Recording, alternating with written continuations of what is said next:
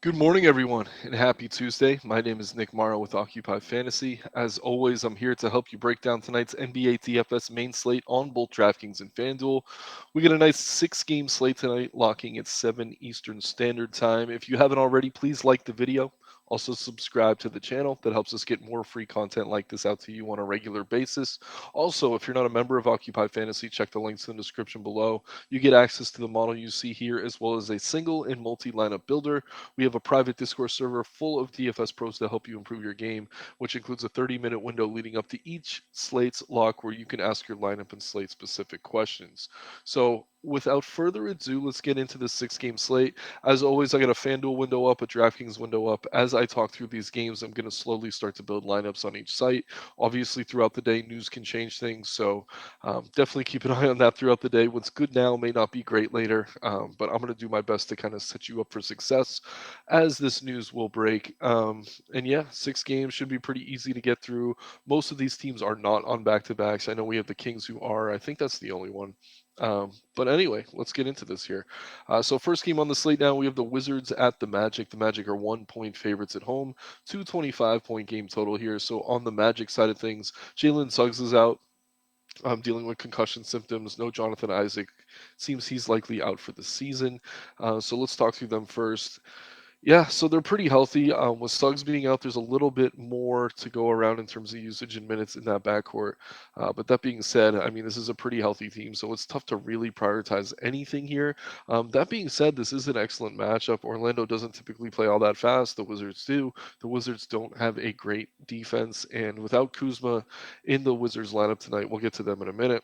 I think this will be a pretty competitive game. So I'm not surprised to see so much ownership going to these Magic players. I think Franz Wagner is going to see the biggest bump with Suggs out of the lineup.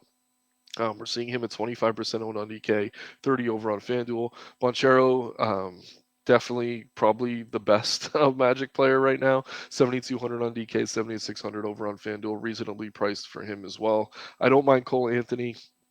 His price is up though. We were getting him sub 6K on FanDuel the other day. He's still 5,900 over on DK. I don't mind him there. And then Wendell Carter Jr. At center, he works. There's a lot of good centers on this slate though. Some good value. And on FanDuel though, where you can play him at power forward, I think he's a pretty appealing option. So I'm hesitant to go ahead and just add in any Magic player. As things stand, I think Wagner is going to be the most popular. Let's take a look at what he's been doing lately though. Pretty inconsistent player, but when he does get that extra usage, we have seen him consistently hitting value. I'll pull up his game log quickly, and yeah, you shouldn't be building lineups based on game logs. Just want to say that, but you can kind of see the minutes they're getting. Um, and yeah, it's nice to see he's pushing 40 minutes per game now. 35 minutes, 2 nights or 2 games ago against Phoenix. Got to 37 against the Lakers last time out. 46 fantasy points. So he's probably a little bit overowned, but in single entry and cash game types build, I think you do want to get to Wagner, and that's Franz, not Mo. The better of the two. And yeah, I also think you could go to Banchero if you want. Like I said, I also like Fultz, who's been outstanding lately. But for now, I don't want to put in too many Magic players. As you could probably understand, not the best team, even in a good game environment. The 225-point game total is pretty average.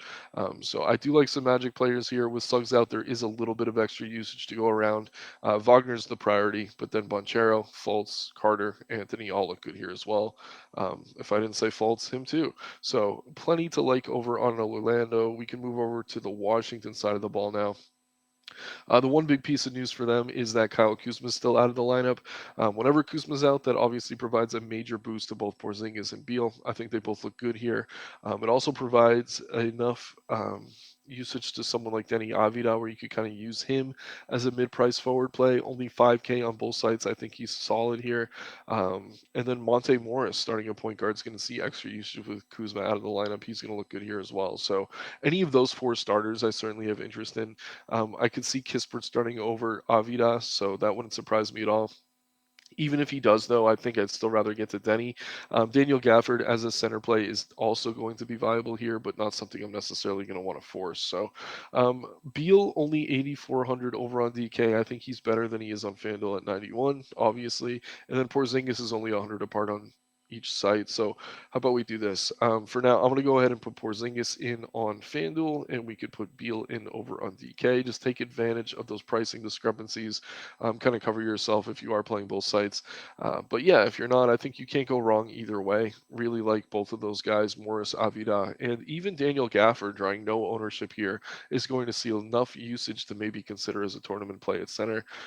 But yeah, no surprise at all with Kuzma out of the lineup. Porzingis and Beal both look excellent.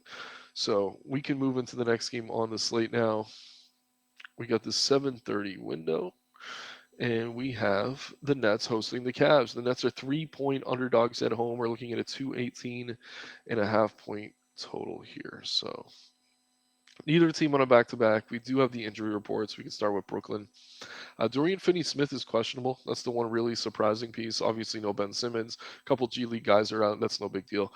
So with Finney-Smith out, that should create more minutes for someone like Royce O'Neal. Um, but at the same time, I don't know. I think DFS could go tonight, so maybe just wait and see on that one. If he's out though, Finney Smith. Or is he? Royce O'Neal, his price is up. He was only 3,800 the other day, 4,600 on DK, 5K on FanDuel. I don't think you need to get to him. Mikal Bridges has been the best fantasy producer for these Nets since the deadline. He's fine. Cameron Johnson, Nick Claxton, Spence Dinwiddie, all viable plays, but really nothing I'm prioritizing here. The issue is this is a healthy team kind of priced where they should be, and they're facing off against the Cavaliers team that really just isn't an ideal matchup as far as fantasy goes. So if you're landing on any of those starters, Cam Johnson as well, I think you can feel fine about it. But I'm not going to call anything a priority for the Nets here on either site. I'm not going to put anything into these dummy builds that we're working on so far. So decent spot, but not a great spot on a 6-game slate. I think there's merit to playing them because they're going to be low owned, but really on paper, they don't look like great plays. That is the Nets. Over on the Cleveland Cavaliers side of things, Jared Allen is once again questionable. Dylan Windler is out. He's down with the G League. So if Allen's in, um, there's nothing I love for Cleveland. It is a nice matchup for them, paced up against a defense that should be better than it is, but they have been pretty good to opposing teams as far as fantasy goes. With Allen out, we've seen Evan Mobley have some really big games, so keep an eye on this. With Allen out, I would like to get some Mobley on DK at 7,700. Wouldn't even mind paying the 8,400 price tag on him over on FanDuel. Um, if he's out, we could see Lamar Stevens sliding the starting lineup. Really not a great fantasy producer, but at 3,500 on DK, he'd work as a piece of value. Garland, Mitchell, both fine plays. Price where they should be though, so I'm really not rushing to get to either of them. I will say 7,500 for Garland does feel a little bit too cheap over on DK. He's probably my favorite Cavalier between the two sites. Yeah, that's Garland over on DK. So 7,500 just a little bit too cheap. He's been super popular, hasn't really been hitting the ceilings that people want out of him. I think he is finally coming off a good game against Washington. But prior to that, I mean, we see the 7,900, we see the 7,600, drawing a lot of ownership and disappointing those folks that have been playing him. So I like Garland here. I don't love him though, especially if he's going to be pushing 20% ownership. But as things stand, he is probably my favorite Cavalier. But yeah, it's really tough to get excited about anything. I mean, if Jared Allen's back at 6,200 on DK, I think there's merit to playing him. I'm usually a bit hesitant to play guys coming off an injury, but it's an eye injury, so he should be okay. 6,200 for Allen is certainly appealing. At 77 on FanDuel, even with the power forward eligibility, I probably won't get to him much over there. So really, just not a great game as far as fantasy is concerned, unless maybe you're playing Garland or Allen over on DraftKings. Next game on the slate now, we have the Pistons at the Hawks. The Hawks are 14-point favorites at home. Massive 236-point game total here. Starting with Atlanta, DeJounte Murray is questionable, and that's the one piece of news we really have to key in on. In such a soft matchup with such a wide spread, I'm hoping they rest him here. If Murray's out, that's going to create massive usage for someone like Trae Young. With Murray out, Trae would be one of my favorite pay-up options on the slate, so definitely keep an eye on this piece of news. John Collins' price is finally up. He's 5,400 on both sites. He's viable, but not a priority. Same with DeAndre Hunter. Those two kind of mid-range value type plays are fine as the last piece is in, but I can't really call either a priority or a core play. Clint Capella, pretty inconsistent as far as the minutes go, but he does have a very favorable matchup here, very high ceiling against a soft Detroit defense. But yeah, the news we have to keep an eye on is that the DeJounte Murray piece. If Murray is in, Murray and Young are both fine, good plays. Really tough to prioritize though. There is some blowout risk, but if Murray's out, I really like Trey Young, and I wouldn't be surprised to see this game somewhat competitive. So keep an eye on that one.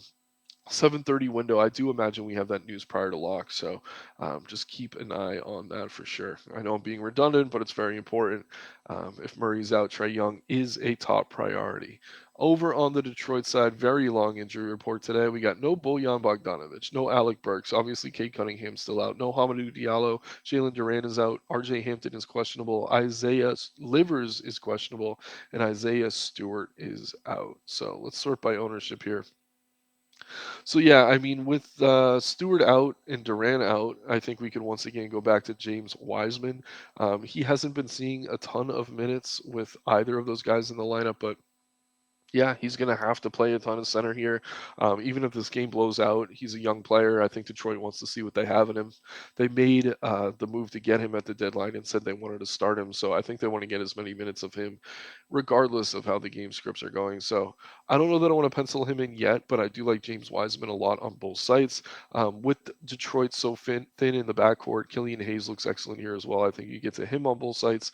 Jaden Ivey, very scoring dependent, but he's going to kind of lead his team in usage, um, I imagine, with Bojan and others out of the lineup. So Jaden Ivey, very high ceiling but low floor. Killian Hayes, pretty high floor but lower ceiling. So those are two comparable options. I think I prefer Ivy of the two, but Hayes probably the safer play of the two.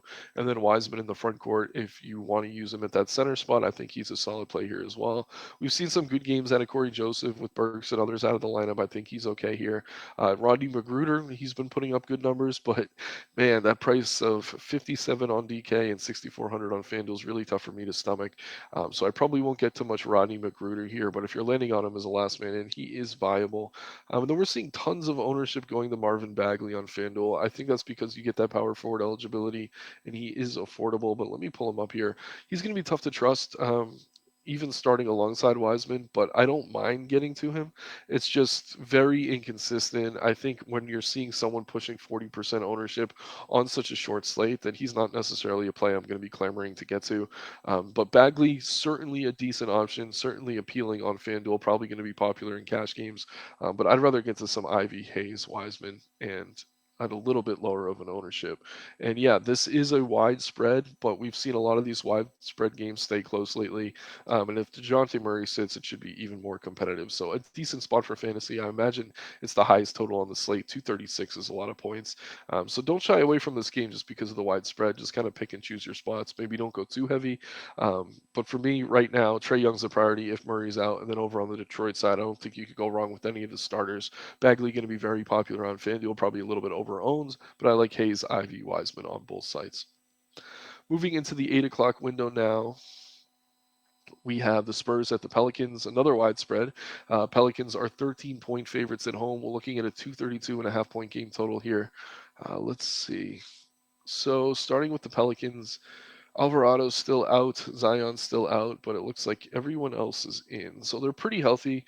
That's relatively speaking. Obviously, Zion being out, major news, but we've had it for months. So really, the prices are all adjusted for that. Um, CJ and Ingram look good on both sides. I really like Brandon Ingram. 8,600 on DK, 8,500 over on FanDuel. Really solid option here in a really soft matchup. Very high ceiling.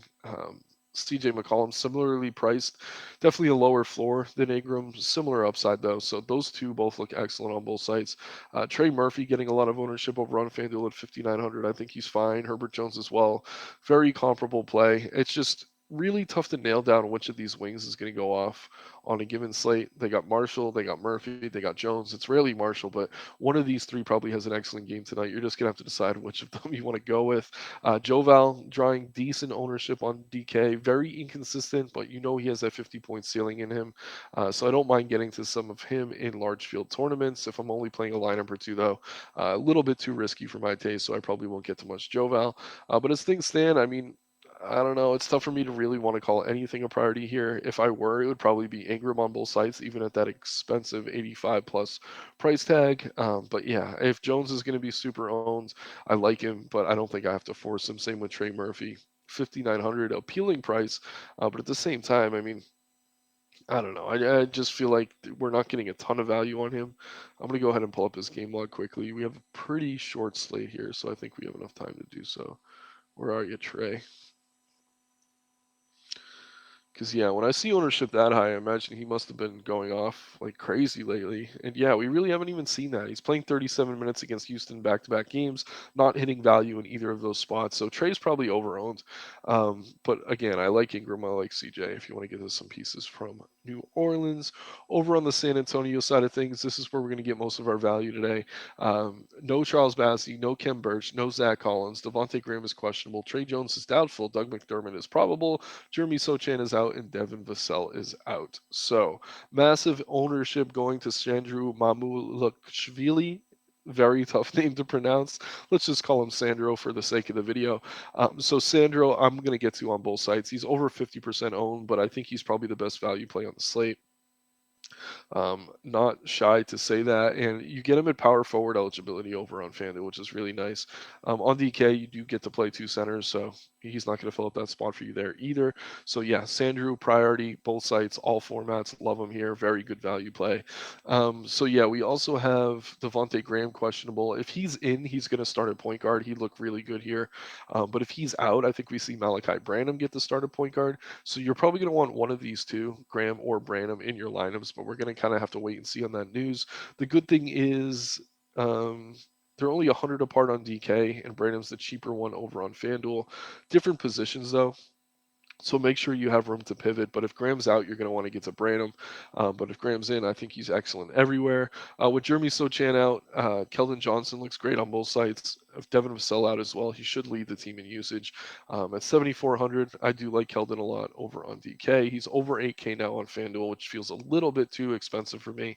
If I'm going to get a second spur, it's probably someone like Keita Bates-Diop or one of the guards who I just mentioned. So another situation we have to keep an eye on the news, but Sandro is a priority play for me everywhere. KBD looks good on both sites. Wow, wait, let me pause for a second there. Let's take a step back. I did not realize he was only 3,700 on DK. That is way too cheap. Um, this is a guy who should probably be in the 4 to 5K range. Coming off a terrible game where he only had 4 fantasy points in 12 minutes. I imagine he starts here with Sochan and Vassell out. Keep an eye on this though. If he's not starting, maybe don't rush to get to Bates-Diop. But if he is starting at 3,700, that's a just no-brainer value play over on DraftKings. I'm pretty surprised by that price. Keldon Johnson, who I already talked about, looks good. And then there's secondary options like Wesley, Langford, McDermott, Barlow. None of them are really priorities for me, though. Sandro's the priority here. KBD, if he starts over on DK, you're going to want one of the point guards, whether that be Graham or Branham. And then Keldon Johnson's fine on both sides if you can afford him, but it's tough for me to call him a priority at his price given some of the other value we're getting from the Spurs team. So a really good spot in spite of the widespread. Sandro is your no-brainer cash core value play of the day. KBD if he starts on DK as well.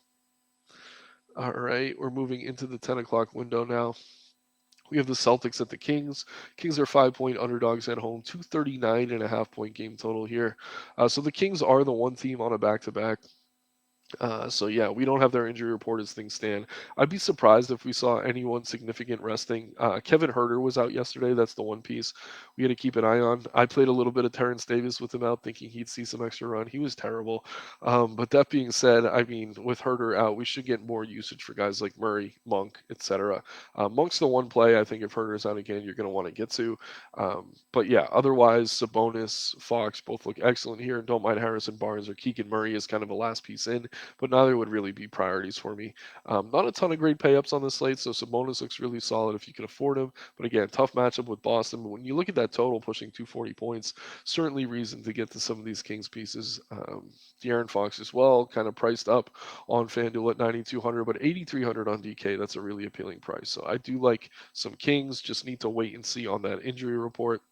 On the Celtics side, Jaylen Brown is available. Peyton Pritchard is out. No Danilo Gallinari. So yeah, they're pretty much healthy. I think where you can get to Tatum, he's one of the better payups on the board. Jalen Brown a little bit cheaper, not quite the same upside, but he has been excellent lately. So if you need that discount and you can't get to Tatum, I think Brown's a pretty good consolation. Smart looks good. It sounds like Robert Williams is finally going to be back tonight, which is going to cut into the upside of Horford. We got to wait and see on Williams. I imagine they're going to limit his minutes, so I'm probably not going to get to him at all. But yeah, Brogdon's fine off the bench. White, Smart, Brown, Horford. Probably won't get to Horford now that Williams is back, but Tatum looks really good. So Tatum, one of my favorite payups on the board. I may add him in after the fact. For now, though, no major priorities for me on these Celtics. But this is a great, great, great game environment. Just because I'm not penciling in players doesn't mean I don't want you to play Celtics or Kings. This is the highest total game on the slate, so just keep that in mind. Moving into the last game on the slate now. We got a 10:30 Island game. The Clippers hosting the Thunder. Clippers 7-point favorites at home. 230.5 point game total here. All right. So pulling up the injury report for the Clippers, Norm Powell's still out. That's the one piece that's really significant. Everyone else is a G leaguer. Um, yeah, so Kawhi and George look good. They're both expensive though. Westbrook's fine in tournaments. Never someone I'm excited to play, but he's definitely viable. And then with Norman Powell out, we're seeing extra minutes for both Morris and Batum.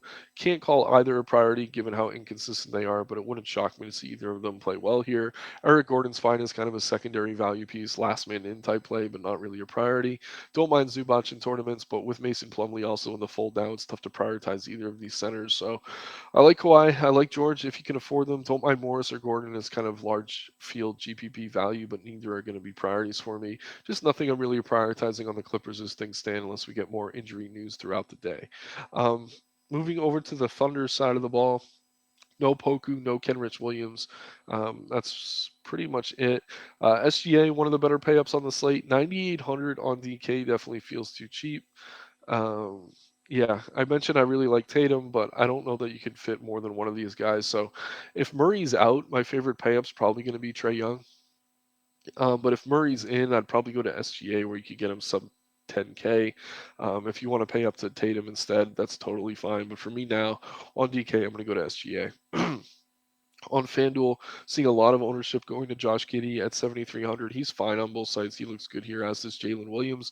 Both of these guys are pretty scoring dependent. That's Jalen, Jelen. Don't confuse him with Jeylin in the front court. Jalen is the better of the two. But yeah, don't mind getting to Giddey. Don't mind getting to Williams. Don't mind getting to SGA on either side.